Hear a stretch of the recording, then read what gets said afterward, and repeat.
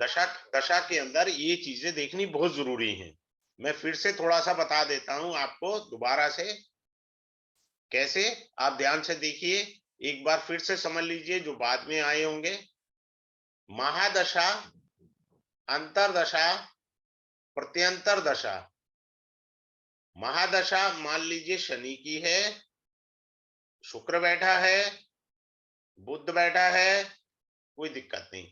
मान लीजिए 10 है, ये 11 है, ये 12, कुछ कर लो, जरूरी थोड़ी हमको वही लगन लेना है। कोई लगन ले लीजिए, किसी भी चीज में कुछ भी बदल लीजिए। अभी थोड़ी देर पहले मैंने कुछ लगन बनाया था, फिर अलग बना दिया। तो अगर आपको कॉन्सेप्ट क्लियर है ना, तो आपको किसी चीज के लिए सोचना नहीं है। महादशा किसके फल देगा शनि? जहां का वो मालिक है, 11th एंड 12th हाउस का मालिक है, तो यहाँ के फल देगा। अंतरदशा किसका फल देगा?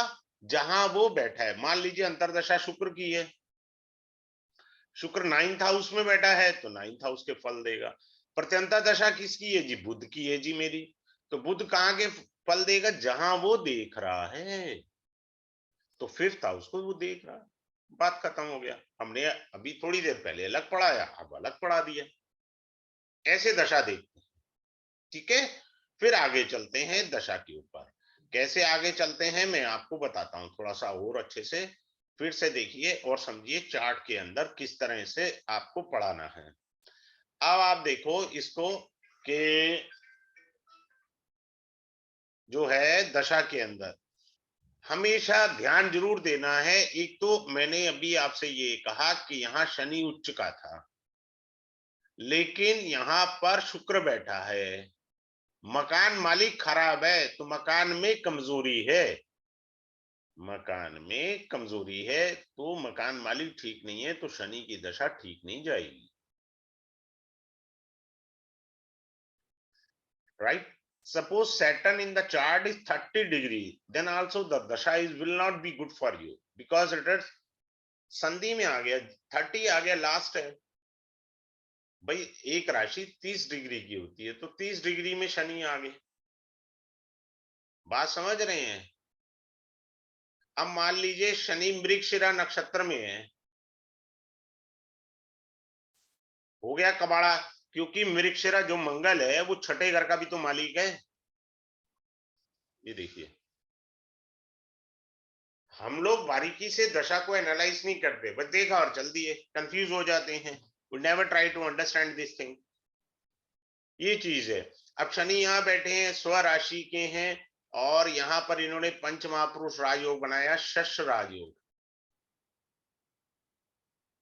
भाई आपको तो राजयोग दिख रहा है, पर आगे नहीं देखा भाई साहब, अगला हाउस जो है वो नीच का है। जिसको ज्यादा जानकारी चाहिए हो ना, भगवान श्री राम की कुंडली देख लें।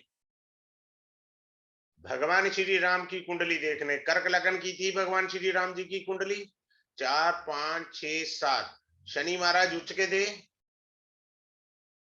ठीक है। और यहां पर सूर्य देव थे उच्च के, एक आया। यहां शुक्र थे और केतु था साथ में। तो शुक्र जो स्वामी था वो राहु केतु के एक्सेस पर है। इसलिए श्री राम जो है सदैव घर पर नहीं रह पाए, उनको सुख प्राप्ति नहीं हुई, सुख का घर दूषित हो गया, उच्च का होने पे भी खराब हो गया।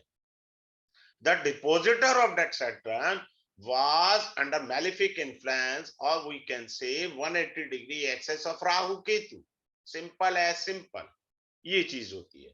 चलिए आगे बढ़ते हैं, नक्षत्र बताते हैं। थोड़ा सा एक आपके साथ इंटीमेशन के लिए एक वेबिनार रखा जाता है, सो दैट आपको ये पता लग सके कि कितना इजीली पढ़ाया जाता है। कुछ लोग तो रिकॉर्डेड वीडियो लेके ही क्लास से सीख लेते हैं, जिनमें से सबसे अच्छे हैं नितिन जी। और भी बहुत सारे लोग हैं जिन्होंने रिकॉर्डेड वीडियो से बहुत कुछ सीख लिया। अब नक्षत्र पे चलते हैं। नक्षत्र में someone is born in say Punarvasu नक्षत्र। पुनर्वसु नक्षत्र में कोई पैदा हुआ है, इसका क्या है? अब हमारा दिमाग क्या होता है कि 36 में से 32 गुण मिलाने हैं, बस यही सोच है। Punarvasu mean the repetition, repeat होना। तो आप किसी की मैच मेकिंग कर रहे हैं, लड़की या लड़का पुनर्वसु में पैदा हुआ है, then you have to careful. पुनर्वसु का मतलब है रिपीट हो जाना, ऐसा तो नहीं कहीं शादी रिपीट हो जाए। यहां हम ध्यान नहीं देते, आजकल लव अफेयर चल रहा है, फिर वो कहते हैं 4 दिन बाद शादी नहीं टिकी। पुनर्वसु मीन रिपीटेशन है, ठीक है। तो ये नक्षत्र का है। अब मेरी एक क्लास में थे, काफी अच्छे एस्ट्रोलॉजर थे, वो तारीफ करनी चाहिए हमेशा सभी की। उनका जो केतु छठे घर में जैसे बैठा हुआ है, मैं यहीं से एग्जांपल ले लेता हूँ, यहीं से बना लेता हूँ, मुझे कोई दिमाग थोड़ी लगाना है। देखिए एस्ट्रोलॉजी वो होती है जहां सोचना ना पड़े, जहां सोचना पड़े वहां आपका लैक ऑफ कॉन्फिडेंस है।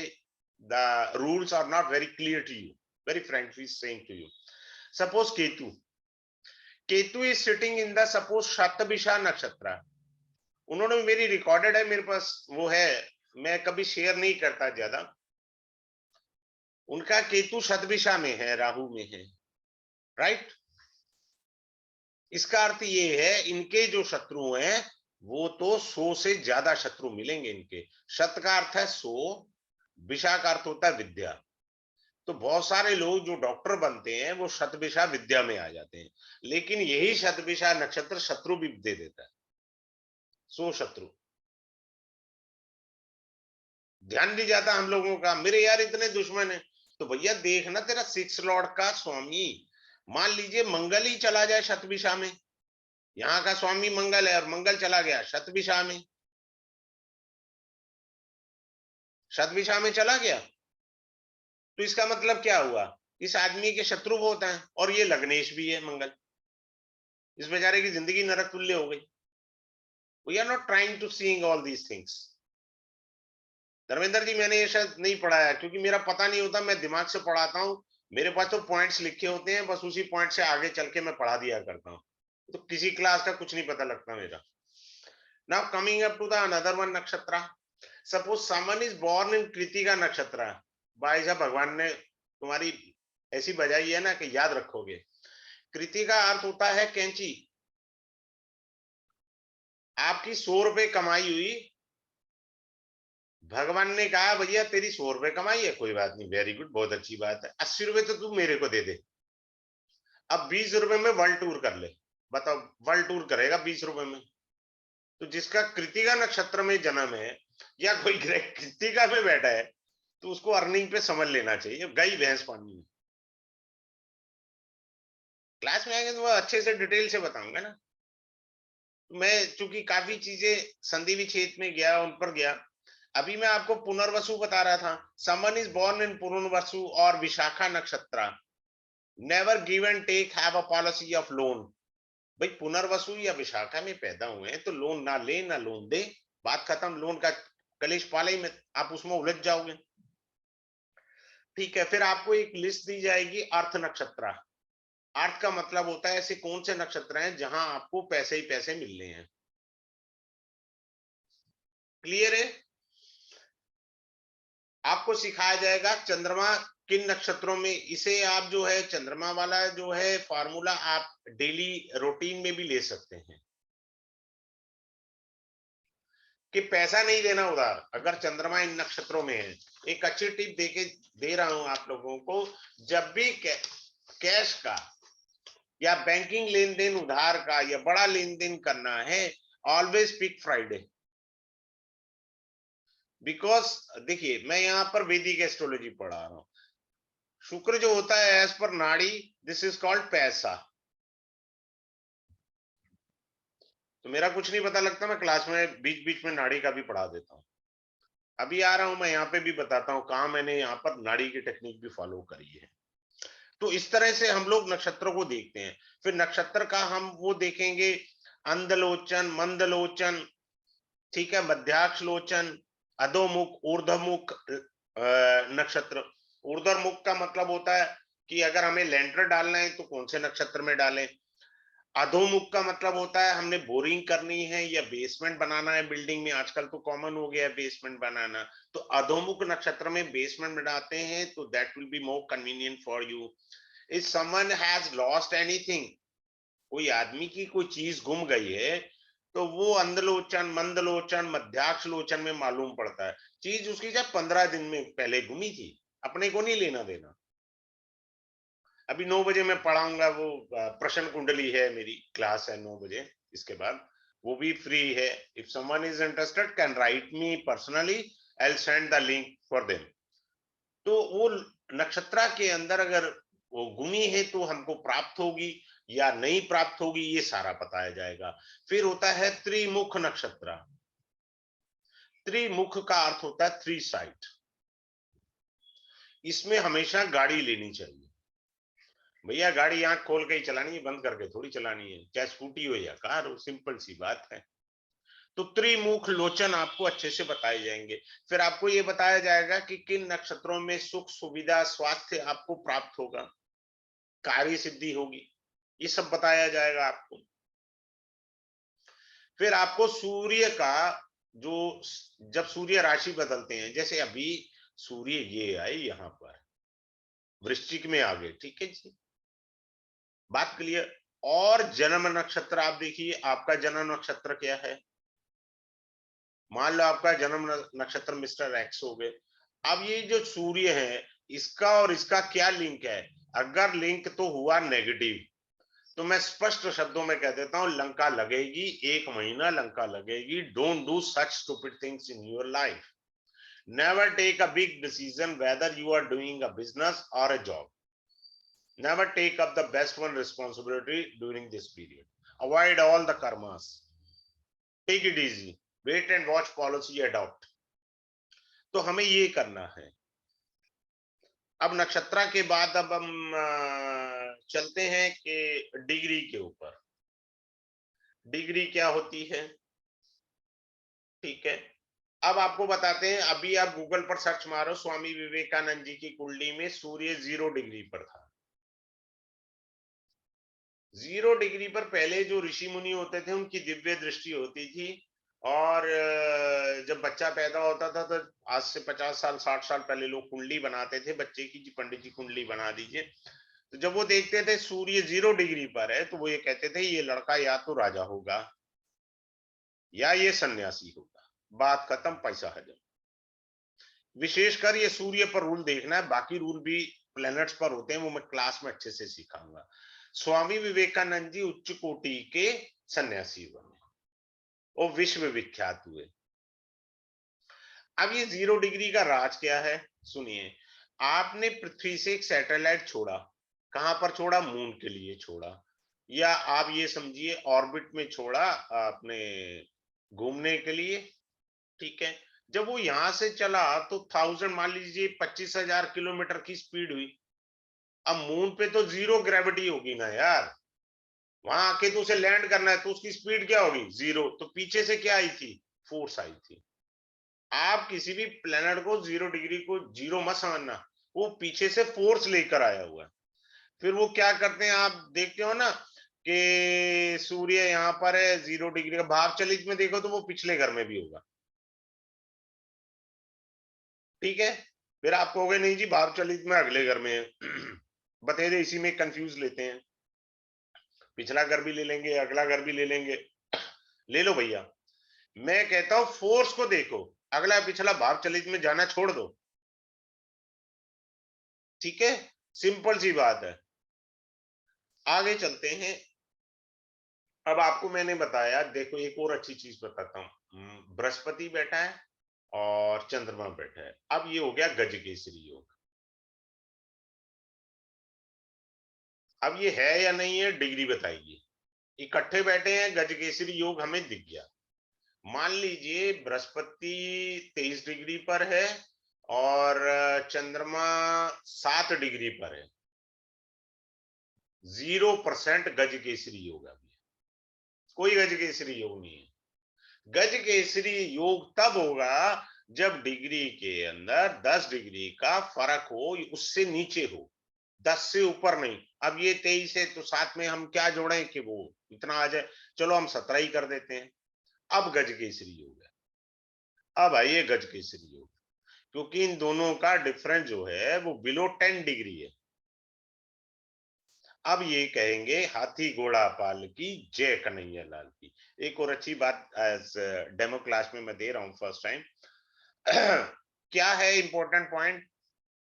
मिथुन लग्न, कन्या लग्न, टॉरस लग्न एंड तुला लग्न 10 एंड 11, इन लग्नों को गज केसरी का धनिया फायदा होता है। मेरी कुंडली में है ना गज केसरी योग, धनिया फायदा है।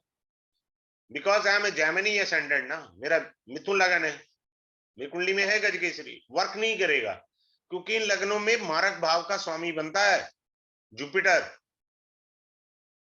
बाधकपति भी बन जाता है, खास तौर से मिथुन और कन्या लगन के लिए। तो इसलिए बुद्धि भी वेग से चलना है। ऐसे देख के नहीं कह देना जी गज केसरी योग है जी आपका बड़ा जीवन में तरक्की होगी, धनिया तरक्की होती है, ऐसा कुछ नहीं है। डीप कॉन्सेप्ट क्लियर होनी चाहिए। और मैं एक जो बेहतरीन होती है ना रसमलाई पढ़ाता हूँ, सिर्फ फालतू की कुछ नहीं पढ़ाता, बेकार की कॉन्सेप्ट, बेकार की थ्योरी नहीं है। मैं जो भी पढ़ाता हूँ प्रैक्टिकल एंगल से पढ़ाता हूँ, थ्योरी को भी प्रैक्टिकल एंगल देता हूँ। कुछ कोर्सेज में पीडीएफ होता है, कुछ कोर्स में पीडीएफ नहीं बनाता, वहां जरूरत ही नहीं, मैं समझता। अब ये डिग्री का है, डिग्री के अंदर दो प्रकार के रूल होते हैं, एक 0 से 5 डिग्री और दूसरा होता है 25 से 30 डिग्री का रूल। ठीक है, दूसरा होता है 0 से 6 डिग्री, 6 से 12 डिग्री। ये दो टाइप के रूल होते हैं, इन्हीं रूल को लेना चाहिए हमको डिग्री के अंदर। फॉर द इवन, ये जो रूल होता है for the even and odd sign के लिए हमें देखना होता है ऑड साइन, ये विदाउट साइन होता है।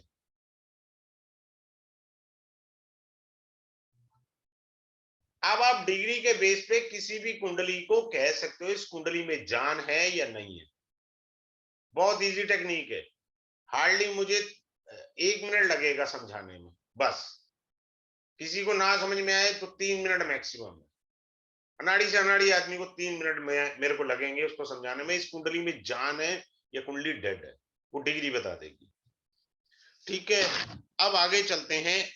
एक और चीज मैं गिफ्ट में दे रहा हूं, जेमनी में दी थी, इसमें भी दे देता हूं। हाईएस्ट डिग्री जो होता है ना प्लेनेट, चेक करो, बेसिकली ये नाड़ी की टेक्निक है, पढ़ा देता हूं, इसमें भी कुछ पढ़ा देता हूं।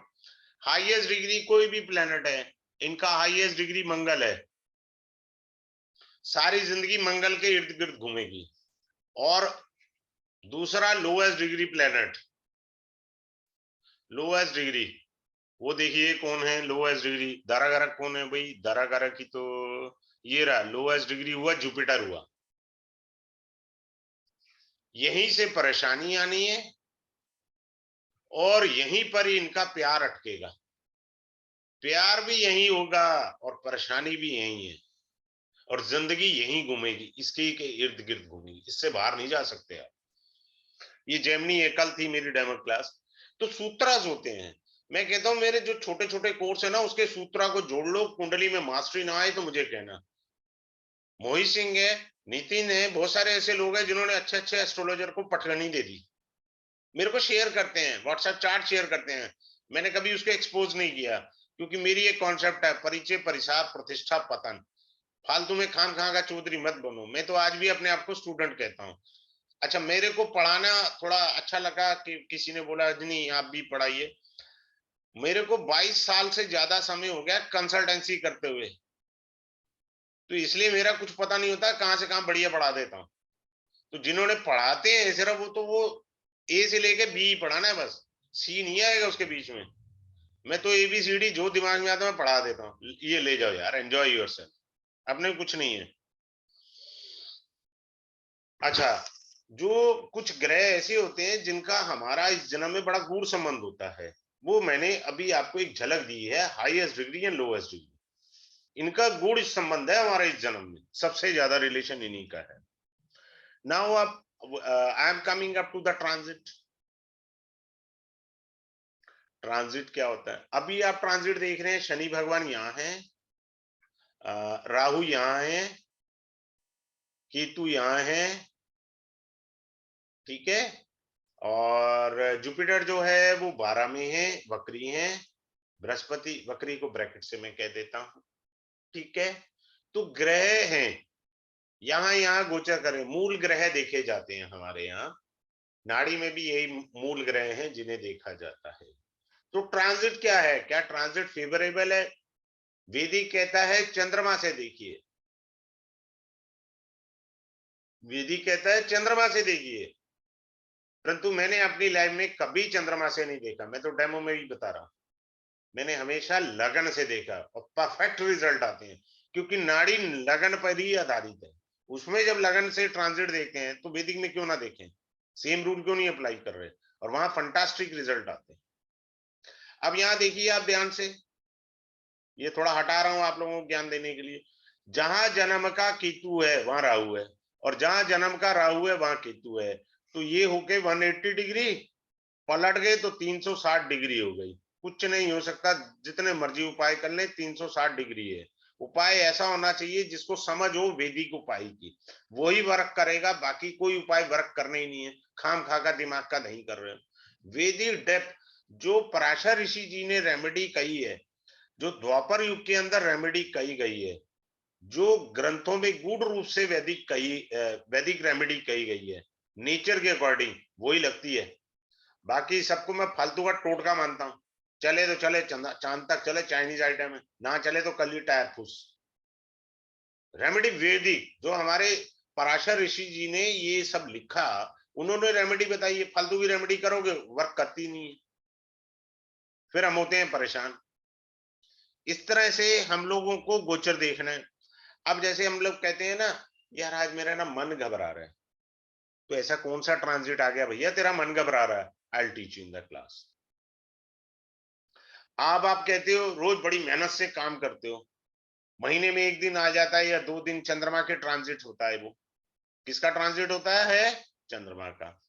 आप 2 दिन कहते हो यार मेरा ना काम करने का मन नहीं है, बथेरे यार काम कर लिया, no I want to take a rest, that is a moon. So moon will also teach you the traffic jam, कि साहब मेरा ट्रैफिक जैम आज आपको मिलेगा ही मिलेगा, ठीक है कि नहीं मिलेगा। इस तरह से देखना होता है। फिर एक और चीज होती है, एक मैं सोच रहा हूं थोड़ा सा मैं एक अच्छी चीज दूं आपको, वो मैं यहीं पर ही कुंडली पे जैसे मैं बताता हूँ। एक मिनट मुझे देखने दीजिए। हाँ, सैटर्न कहाँ, ये रहा सैटर्न, ठीक है। इस शनि से त्रिकोण में बृहस्पति है, अभी वक्री है, तो 24 तारीख को ये मार्गी हो जाएगा, यानी ये वक्री पॉइंट हट जाएगा। क्योंकि शनि से त्रिकोण में अगर बृहस्पति है तो आपको व्यवसाय में, काम धंधे में मान प्रतिष्ठा पद बहुत अच्छा देगा। अगर कोई आदमी नौकरी करता है उसका प्रमोशन हो जाएगा। ये सारी नाड़ी की टेक्निक है जो मैं इसमें ही पढ़ाऊंगा, नाड़ी में नहीं पढ़ाता, इसमें पढ़ाता हूँ, यहाँ अच्छे से फिट बैठती है। वैदिक की क्या टेक्निक है, वैदिक को समझो। जहां कहीं किसी का शनि बैठा हो, वैदिक कहता है शनि के ऊपर शनि आ गया ना तो बैंड बज जाएगा, बुरा फल देगा बड़ा। You have to do hard work. 100 रुपए की मेहनत करेंगे और इतना अच्छा फायदा होगा, आपका मन खुश हो जाएगा, इतने पैसे मिल जाएंगे आपको 100 रुपए की मेहनत से, ये आपका दिल खुश हो जाएगा। ये शनि के ऊपर शनि का गोचर है। वेदी क्या कहता है, केतु अपने से दूसरा गोचर कर रहा हो, उल्टा चल के जब आएगा तब होगा ना ये गोचर। केतु तो उल्टा चलता है, तो जब केतु यहाँ है और अगले भाव में केतु है, एक बैंड बजाएगा, पूरी सॉलिड बैंड बजाएगा। इसी तरह मैं जो गोचर है वो पढ़ा देता हूँ, ठीक है ना। अब जैसे एक और बताता हूँ, ये वीनस है, वीनस से यहाँ ट्राइन में, ये सब नाड़ी है जो मैं इस कोर्स में पढ़ाऊंगा। वीनस के ट्राइन में बृहस्पति आया, it might be possible you will buy a new car. If someone has bought a new car, can share me in the class or vehicle, any kind of an even scooty. Renovation of the house, or you bought a new house, if Jupiter comes in the trine of Venus. Simple है, कुछ ज्यादा दिमाग वाली बात नहीं है। तो मैं इसमें कुछ नाड़ी की टेक्निक बड़ा इजीली पढ़ा जाता हूं और उसके बाद में बताता हूं साहब ये नाड़ी की टेक्निक थी, वैदिक में कहीं नहीं लिखा है सब, ताकि आपकी जो गोचर है, गोचर तो सिंपल सा है वैदिक के अंदर, और सिंपल के साथ उन्होंने कॉम्प्लिकेटेड इतना बता दिया। अब ये देखिए, सूर्य यहां गोचर कर रहा है, ठीक है, यहां कोई ग्रह नहीं है, अभी हमने थोड़ी देर के लिए कहा, और यहां पर शनि है, अब सूर्य के सामने शनि है और शनि के सामने सूर्य है। वेदी कहता है ये वेद नहीं करता, अर्थात कोई रोड़े नहीं अटकाएंगे एक दूसरे के, जबकि सामने आ गए हैं। ठीक है, लेकिन मैंने पाया भाई साहब आपको बोन्स की प्रॉब्लम आएगी आएगी। बोन्स की, सूर्य हड्डी का कारक है, सूर्य हार्ट का कारक है। During this period you will find your heart beat is on a very higher side. Go for angiography and check it practically यार। तो मैं वो पढ़ाता हूं जो प्रैक्टिकल चीज होती है, जो तीर तुक्के वाला नहीं, 100% वर्क करने वाली ही टेक्निक मैं पढ़ाता हूं क्लास में। फालतू की कोई टेक्निक नहीं पढ़ाता है। ठीक है, फिर से मैं रिपीट कर रहा हूं, आपको मैं बता रहा हूं कि क्या आपको पढ़ाना है मुझे।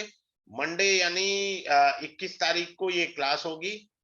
21 तारीख को 21 11 22 क्लास होगी, 7 बजे से लेकर के 8 PM तक।